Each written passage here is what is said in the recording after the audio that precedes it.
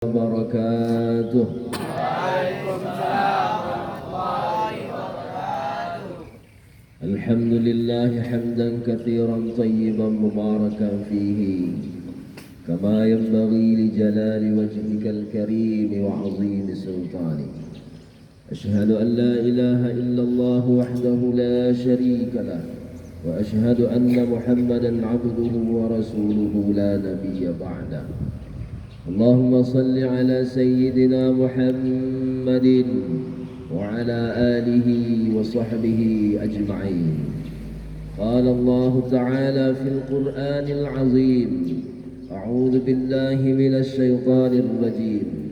يا أيها الذين آمنوا اتقوا الله وقولوا قولا سديدا يصلح لكم أعمالكم ويغفر لكم ذنوبكم، ومن يطع الله ورسوله فقد فاز فوزا عظيما.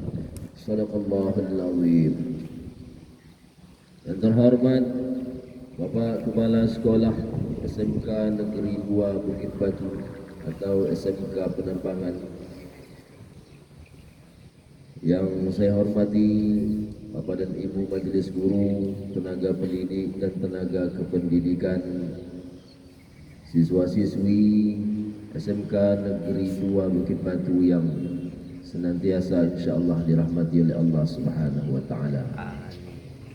Alhamdulillah, pagi yang tak berapa cerah dan tak berapa mendung ini, kita kembali bertatap muka bersilaturahim. 40 lebih tahun baru sekali ini masuk dalam wilayah sekolah SMK Negeri 2 ini. Kalau menengok bangunan dah lama, karena sering bolak-balik ke Mandau, ke Dumai, tapi hari inilah baru masuk. Tapi Alhamdulillah, hari ini Allah takdirkan kita untuk bisa saling bersilaturahim. Apa guna kita saling bersilaturahim dan apa itu silaturahim? Silaturahim itu menyambung, mempererat kasih sayang. Apa guna menyambung silaturahim? Gunanya adalah, kalau kata Nabi SAW, kalau engkau menjalin silaturahim, setidaknya Allah berikan dua. Apa yang dua itu? Allah berikan keberkahan umur yang panjang dan Allah bukakan pintu rezeki. Oleh sebab itu tidak usah memutuskan tali silaturahim, tidak usah. Dan maka atas segala nikmat yang telah Allah berikan ini, pantaslah kita untuk bersyukur kepada Allah Subhanahu wa Ta'ala. Ini saya naik seorang punya suara. Kenapa kita harus bersyukur kepada Allah? Karena Allah yang janjikan dalam Al-Quran. Apa kata Allah? La in syakartum la azidannakum wa la in kafartum inna azabi lasyadid. Kalau engkau bersyukur kepada Allah, maka akan Allah tambah. Apa yang akan ditambah oleh Allah? Nikmat itu yang akan ditambah. Wala in kafartum, tapi jika engkau ingkar, ada syakar, ada kafar. Syakar bermakna membuka, menampakkan.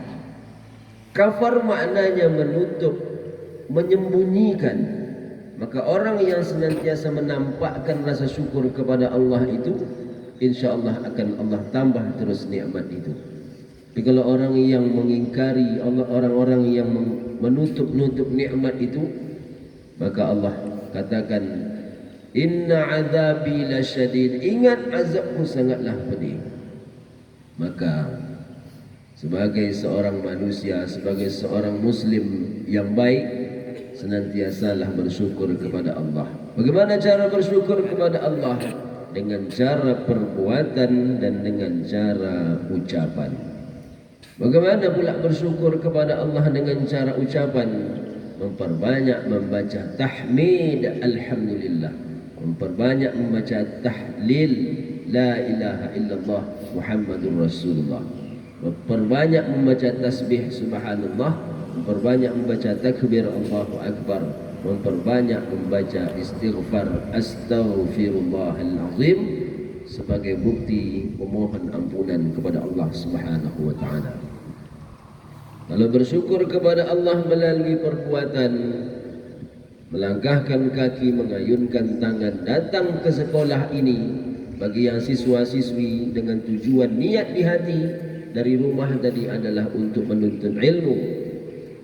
Kemudian bagi guru-guru, pak kepala sekolah dan seluruh tenaga pendidik maupun kependidikan, niat dari rumah, melangkahkan kaki, mengayunkan tangan menuju ke sekolah ini, insya Allah itu sebagai bukti rasa syukur kepada Allah Subhanahu wa taala. Maka jangan pernah lalai untuk bersyukur kepada Allah, karena Allah yang janjikan kalau engkau bersyukur akan aku tambah nikmat itu. Salawat beserta salam senantiasa tercurahkan kepada baginda Rasulullah sallallahu alaihi wasallam. Allahumma salli ala sayyidina Muhammad wa ala ali sayyidina Muhammad. Dalam sebuah riwayat diceritakan, man shalla alayya salatan wahidah, siapa yang bersalawat kepadaku satu kali, sallallahu alaihi biha ashra, Allah balas dengan 10 kebaikan, wa huttas anhu 10 sayyiat, Allah tutupi 10 kesalahan, wa rufi'at lahu 10 darajat, Allah naikkan 10 tingkatan kemuliaan di sisi Allah. Maka jangan sepelekan, jangan anggap remeh salawat kepada baginda Rasulullah. Karena bersalawat kepada Rasulullah merupakan sebuah kewajiban. Salawat itu bukan sunat hukumnya, tapi wajib. Apa bukti salawat itu wajib? Allah yang jelaskan. Itulah ayat yang senantiasa dibacakan oleh para muadzin, para tuan-tuan Bilal ketika akan mengumandangkan azan. Apa bunyi ayatnya? Inna Allah wa malaikatahu yusalluna ala nabi. Sesungguhnya, ada inna di situ. Sesungguhnya Allah bersama para malaikatnya bersalawat kepada Nabi. Ya ayyuhalladzina amanu sallu alaihi. Hai orang-orang yang beriman, bersalawatlah kepada Nabi. Sallu alaihi wa sallimu taslima. Allahumma salli ala sayyidina Muhammad wa ala ali sayyidina Muhammad. Kalau ditimbang-timbang dua kewajiban itu, apa dua kewajiban itu? Salat dan salawat. Antara salat dan salawat hukumnya sama-sama wajib. Kalau diberikan timbangan, maka kalau ditimbang-timbang dua ibadah ini, maka tentunya lebih berat salawat daripada salat. Bukan lebih wajib salawat. Dua-duanya sama-sama wajib. Salat wajib, salawat wajib. Tapi kalau diberikan timbangan, mana yang lebih berat timbangan antara salat dengan salawat, maka akan lebih berat salawat daripada salat. Tapi jangan bersolawat panjang tak sekarang tak semayang. Solawat juga, solat dia juga. Jangan solawat terus tapi tak pernah solat. Karena dia dua kewajiban, bukan memilih dua di antara satu, tapi dua-duanya dilaksanakan. InsyaAllah dengan memperbanyak bersolawat kepada baginda Rasulullah, kita akan mendapatkan syafaat di yaumil akhir nanti. Amin ya rabbal alamin. Bapak Kepala Sekolah, Bapak dan Ibu Majelis Guru yang dimuliakan oleh Allah Subhanahu wa taala, siswa-siswi SMK Negeri 2 Bukit Batu yang insya-Allah senantiasa berada dalam lindungan Allah Subhanahu wa taala. Amin ya rabbal alamin. Banyak sudah saya ceramah Pak Kapsek. Ada sampai ke Kabupaten Siak, sampai ke Kabupaten Kepulauan Meranti. Banyak memang cara-cara ataupun panitia mempersiapkan podium untuk saya ketika akan menyampaikan ceramah.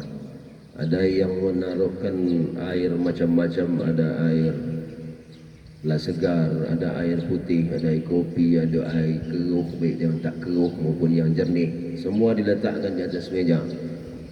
Ada juga yang dalam membentuk apa namanya, menghiasi dengan bunga. Tapi sekali inilah saya baru ceramah, bunga inilah gedang. Kecil betul.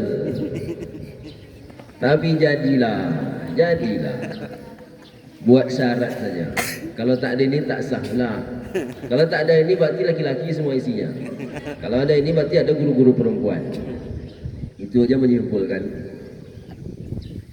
Jadi pernah juga Pak Kepala Sekolah dulu ketika saya ceramah di Bengkalis, saya lupa tempatnya di mana. Ditaruhnya vas bunga setinggi-tinggi tak nampak wajah awak. Saya bilang Pak Pengurus minta tolong bunga ini dialihkan. Nanti setelah selesai meletakkan apa dia? Tak nampak wajah saya bilang. Karena ceramahnya duduk. Ini bukan tak nampak lagi, bunganya yang tak nampak. Bukan saya yang tak nampak. Tapi jadilah mu. Ini tidak maksud untuk menyinggung. Jangan pula setelah ini cari pula bunga yang besar. Nah, ini mengasih tahu saja. Bapak dan Ibu yang dimuliakan oleh Allah Subhanahu wa taala. Ya, saya kemarin ditelepon oleh Pak Kepala Sekolah. Saya tak tahu beliau ni kalau dia Kepala Sekolah. Dulu sering kami ngopi bersama, sering bertemu. Bahkan istrinya adalah sering juga saya berhubungan dulu waktu masih masuk ke Pertamina, mengerjakan projek-projek di Pertamina, mengurus termin dulu dengan istri beliau. Dan sering, memang dah lama tak nampak. Sekali dia nelfon, saya fikir siapa lah, Pak Agus. Selesai telefon saya tengok fotonya, ya Allah, rupanya orang awam. Selamat bertugas Pak Kepala Sekolah yang baru dilantik, insya-Allah berkah. Mudah-mudahan bisa memberikan ide-ide cemerlang bagaimana mengembangkan, memajukan SMK Negeri 2 Bukit Batu ini menjadi SMK yang unggul. Bukan hanya baik tapi menjadi unggul. Karena sekarang orang kalau akreditasi tidak ada lagi nilai ABC, tapi nilainya baik, sangat baik dan unggul. Karena kami di kampus begitu. Saya selain kalau dikatakan profesi sebagai seorang penceramah tidak juga Pak. Karena saya bekerja di STAIN Bengkalis sebagai dosen program studi ekonomi syariah sejak 2016 sampai hari ini. Dulu saya tamat SMA tahun 2000, berangkat saya langsung, ini perkenalan sebentar dulu. Nanti baru kita ceritakan Isra Mi'raj. Tenang, masih bisa menunggu? Oh, masih bisa. Saya tadi merasa macam berada di dalam pondok pesantren, Pak. Oh, itu MC-nya bahasa Arab. Luar biasa, Masya Allah. Itu untung tak ada MC yang bahasa Cina. Ada, Pak. Tamat saya SMA tahun 2000, berangkat saya ke Sumatera Barat, masuk ke perguruan tinggi Universitas Bung Hatta Padang, mengambil jurusan ekonomi manajemen. Saya tak pernah sekolah pesantren.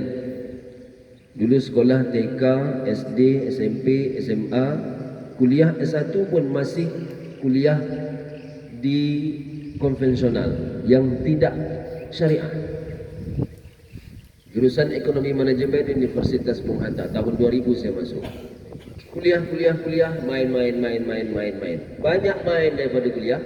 Akhirnya saya selesaikan kuliah S1 8 tahun, 16 semester. Apa pasal lama betul kuliah S1-nya? Karena memang tak pernah masuk kampus. Apa pasal? Degil. Mantan penjahat. Tak pernah masuk kampus. 2 tahun saya tak masuk kampus. Begitu saya datang ke kampus, saya bingung. Mana ruangan manajemen? Hilang. Rupanya berubah. Saking lamanya tak ke kampus, sekali masuk ke kampus, ruangan sudah berubah. Hilang, mencari ruangan tak dapat. Akhirnya tahun 2007 awal, mak saya telefon. Saya asli orang Sungai Selari, Pak. Dulu ini Batang Luku masuk desa Sungai Selari, tapi sudah mekar menjadi desa Batang Luku. Saya asli Sungai Selari. Nikah dengan orang Kuala Lubuk Budo sejak 2010. 2007 awal mak saya nelfon, kau kalau tidak selesai di 2008 akhir, kau bungkus baju, berambus Sungai Padang. Tak sanggup kami lagi nak menyekolahkan kau seorang, kata mak saya. Karena saya adik-beradik 4. Tidak hanya menyekolahkan ke seorang kami, kata mak saya. Akhirnya saya berfikir, sekali cek, tengok di SKS masih ada 32 SKS yang belum selesai. Akhirnya berupaya macam mana cara bisa masuk selesai cepat. 2008 Alhamdulillah selesai. Universitas Bung Hatta di tahun 2008 Desember itu mewisuda mahasiswanya IPK minimal 2,55. Saya wisuda pada angka 2,56. Jadilah.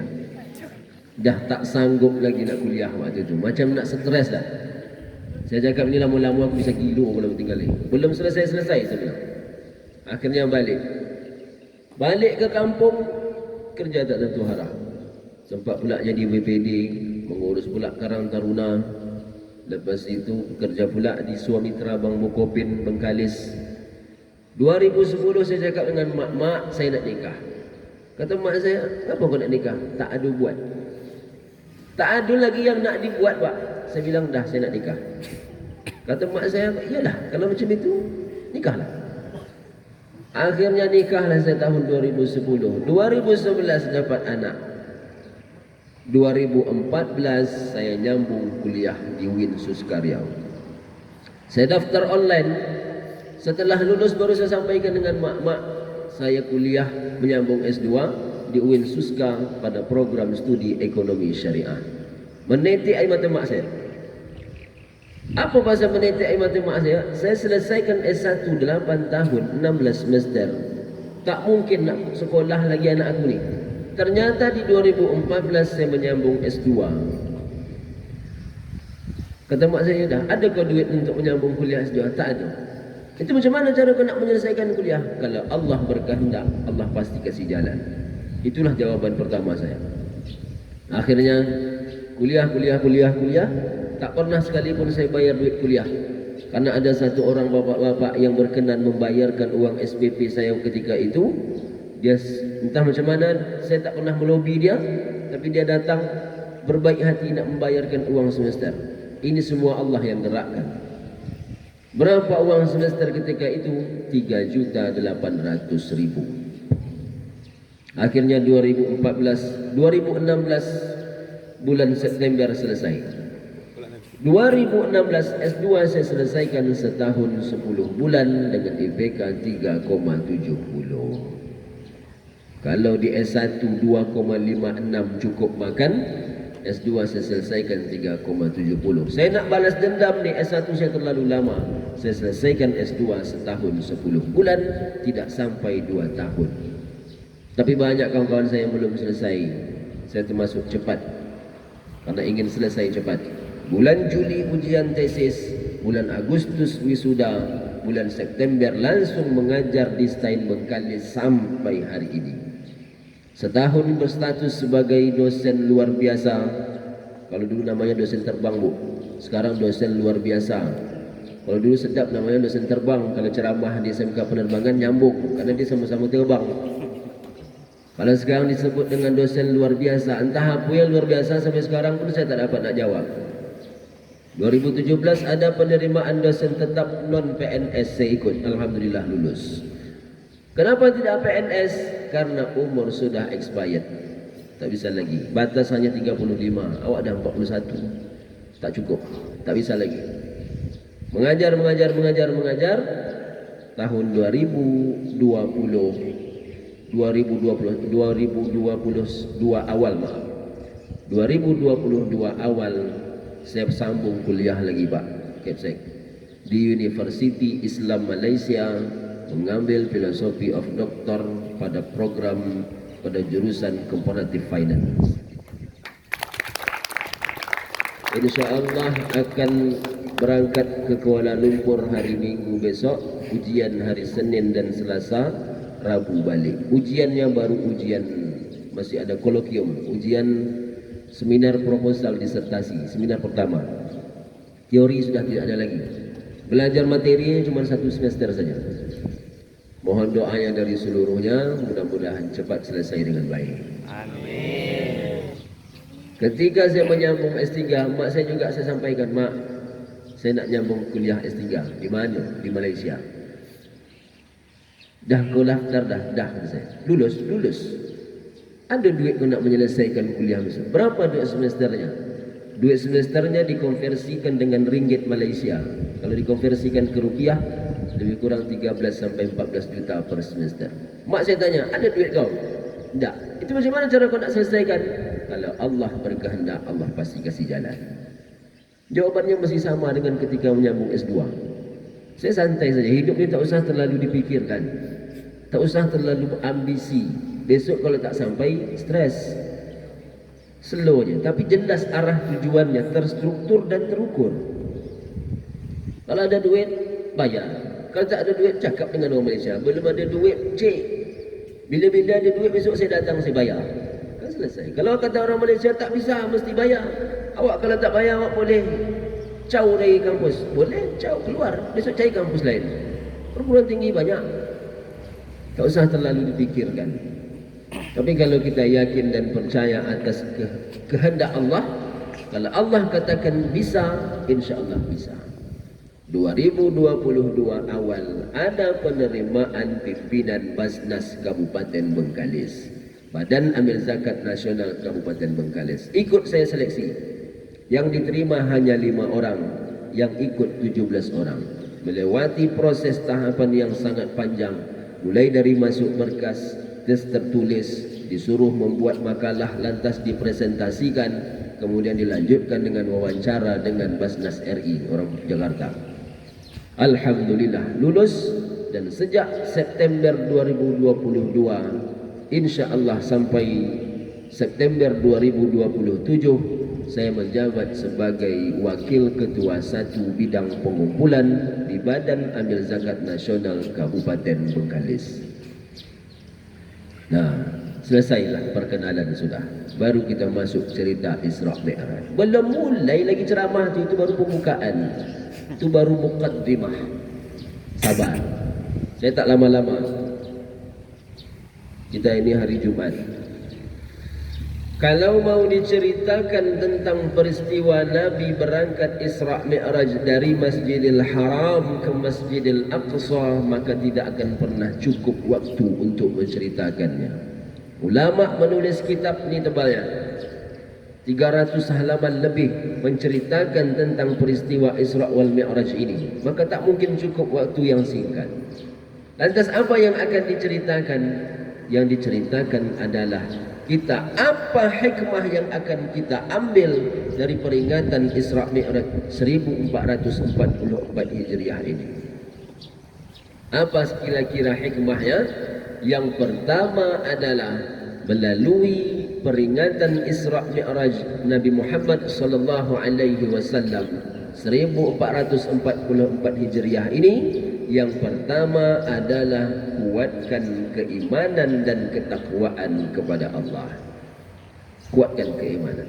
Mengapa kita harus menguatkan keimanan kepada Allah?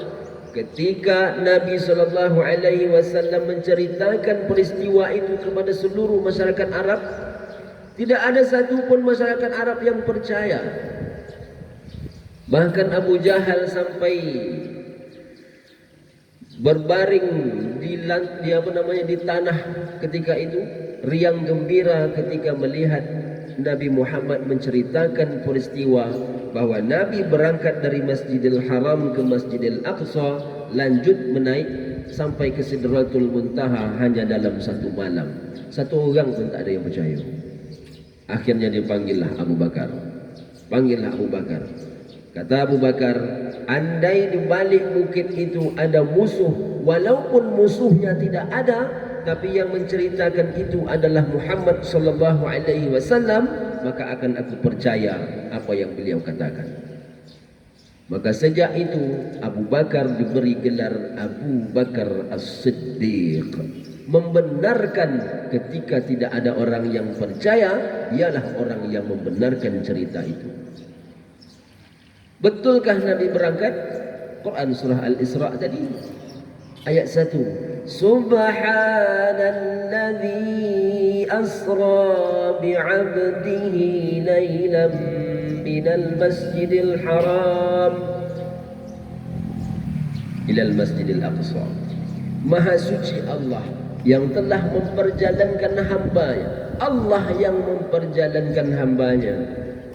Dari mana? Masjidil Haram ke Masjidil Aqsa. Jauhkah jaraknya? Kalau menggunakan bus 2 hari 1 malam. Masjidil Haram di Arab Saudi, di kota Makkah. Masjidil Aqsa tepatnya di Palestina. Kalau pakai pesawat bisalah sampai 1 jam lebih atau 2 jam. Kalau pakai onta bisa sampai 1 bulan. Nabi melakukan itu hanya dalam 1 malam. Nanti kita akan uji, benarkah Isra Mi'raj ini bisa dibuktikan secara saintis? Bisa. Orang dulu tidak pernah belajar ilmu fisika, tak pernah belajar ilmu penerbangan, tak pernah belajar ilmu biologi, tapi dia yakin dan percaya bahawa peristiwa Isra Mi'raj itu benar. Apa yang membuat mereka percaya? Iman mereka kuat. Awak iman adalah lemah, ilmu pun lemah. Maka peristiwa Isra Mi'raj bisa dibuktikan dengan ilmu pengetahuan. Bagaimana cara membuktikannya? Mari kita buktikan. Isra Mi'raj, siapa saja yang berangkat ketika itu? Yang melakukan perjalanan ada 3. Siapa itu? Muhammad sallallahu alaihi wasallam, Jibril alaihi salam. Nabi menggunakan kendaraan. Apa kendaraan Nabi? Apa kendaraan Nabi ketika itu? Buraq.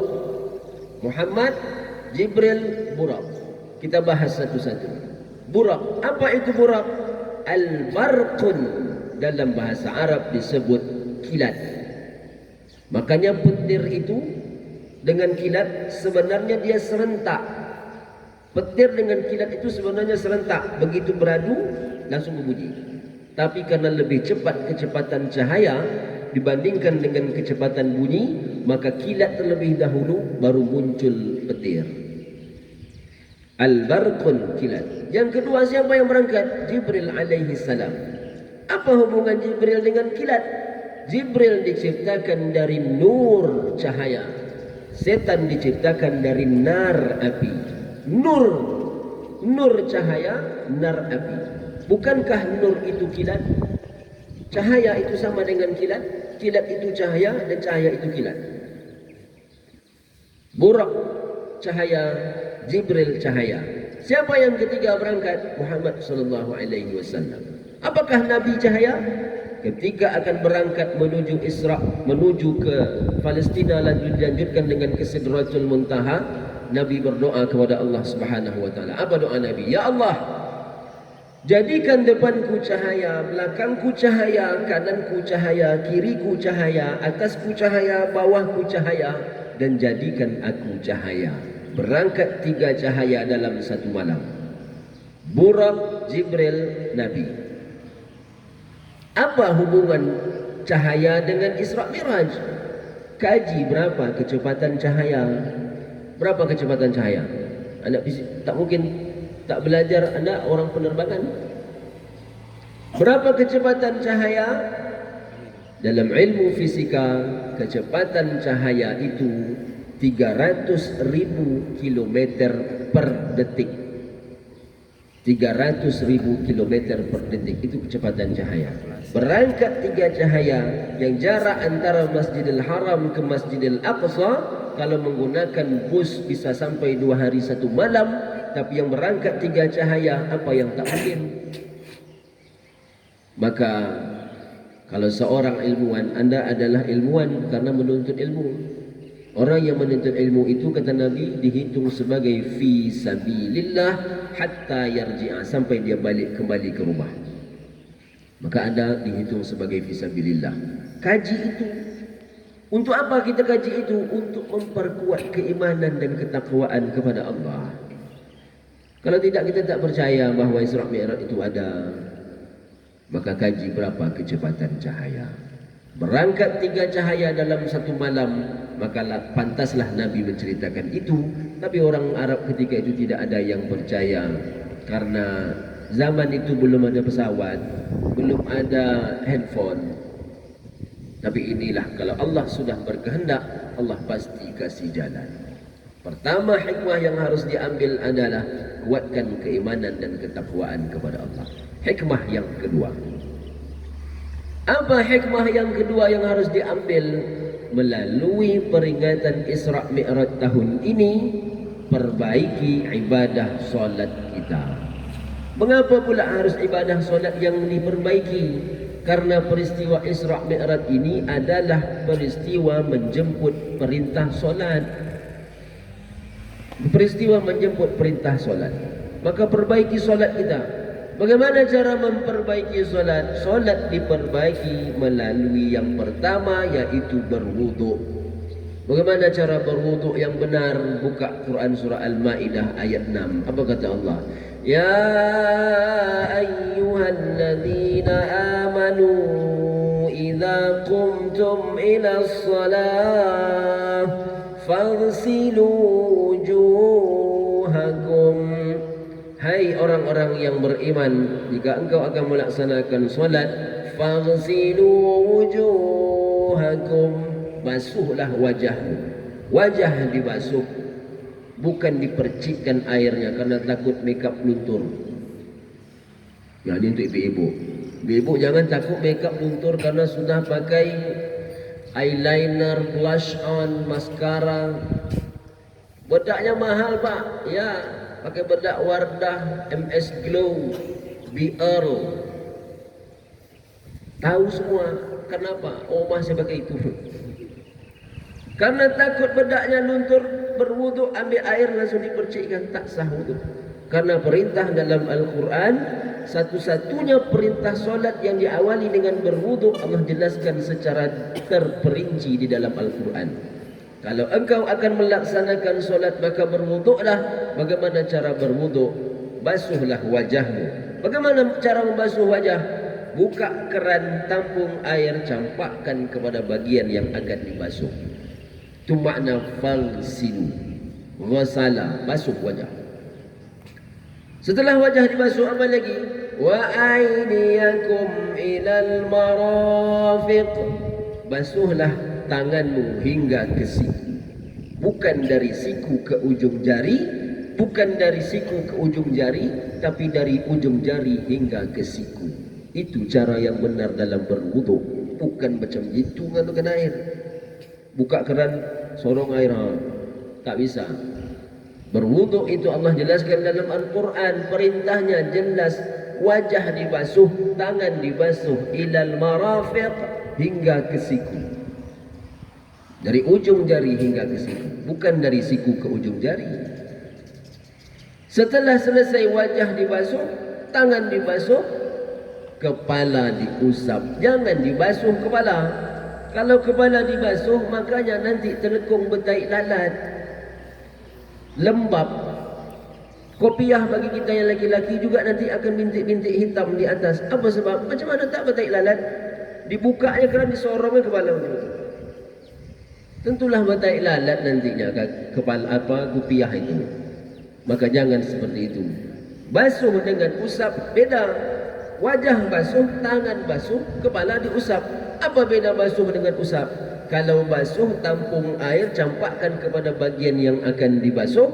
Kalau usap, tampung air, campakkan terlebih dahulu, baru diusapkan ke kepala. Itu makna usap. Kaki bagaimana? Kaki juga dibasuh. Ilal ka'bain, hingga kedua mata kaki. Artinya apa? Dari ujung jari kaki hingga kedua mata kaki yang kiri kanan itu. Bukan dari kedua mata kaki ke ujung jari kaki.